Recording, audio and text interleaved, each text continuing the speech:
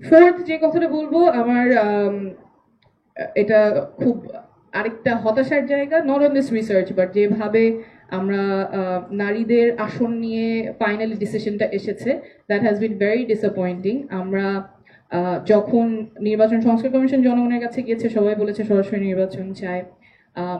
সবাই না, একটা সিগনিফিকেন্ট পার্সেন্টেজ বলেছে সরাসরি নির্বাচন চায়। আজকে এখানে যে সার্ভে আছে সেখানে 91% মানুষ বলেছে যে যারা নারী আসনে আসবেন তারা যাতে সরাসরি নির্বাচিত হয়ে আসেন।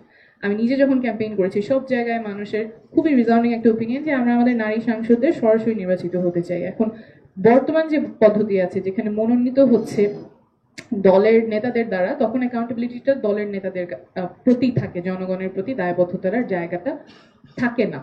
এবং যদি সরাসরি নির্বাচিত হয়ে আসে তাহলে তার আসন থেকে তিনি ক্যাম্পেইন করে মানুষের দ্বারে গিয়ে তার ইশতেহার নিয়ে কথা বলে তারপর তিনি নির্বাচিত হয়ে আসবেন, এবং নির্বাচিত হয়ে আসার পরে তার আসনের জন্য তিনি কাজ করতে পারেন। এইভাবে আমরা একঝাঁক নারী নেতৃত্ব উঠে আসার একটা প্রক্রিয়া তৈরি হবে, স্ট্রাকচারালি প্রক্রিয়া তৈরি হবে। শুধুমাত্র আমরা আশা বা একটা ভেগ প্ল্যান না করে স্ট্রাকচারালি কিভাবে আমাদের ইউথ, আমাদের ওয়ামেনকে ইনকর্পোরেট করতে পারি in politics, that is I think the new politics that people want. এবং এই জায়গায় আমার মনে হয় সব রাজনৈতিক দলগুলোর ঐক্যমত থাকা খুবই খুবই গুরুত্বপূর্ণ। And I am very proud, although আমি এনসিপি আমাদের তরুণ দল, খুব নতুন দল, কিন্তু এই জায়গাগুলোতে আমরা খুবই প্রিন্সিপাল স্ট্যান্স নিয়েছি এবং শুরু থেকে আমরা বলেছি যে নারীদের আসন যাতে 50 থেকে 100 হয় এবং এই 100 আসনে যাতে সরাসরি নির্বাচিত হয়ে নারীরা পার্লামেন্টে বসতে পারেন। এবং এটা শুধু নারীদের জন্য না, আমি যখন একজন সাধারণ জনগণ, আমার যে নারী প্রতিনিধি সংসদে যাবে, আমি তো চাই তাকে ভোট দিয়ে নির্বাচিত করতে।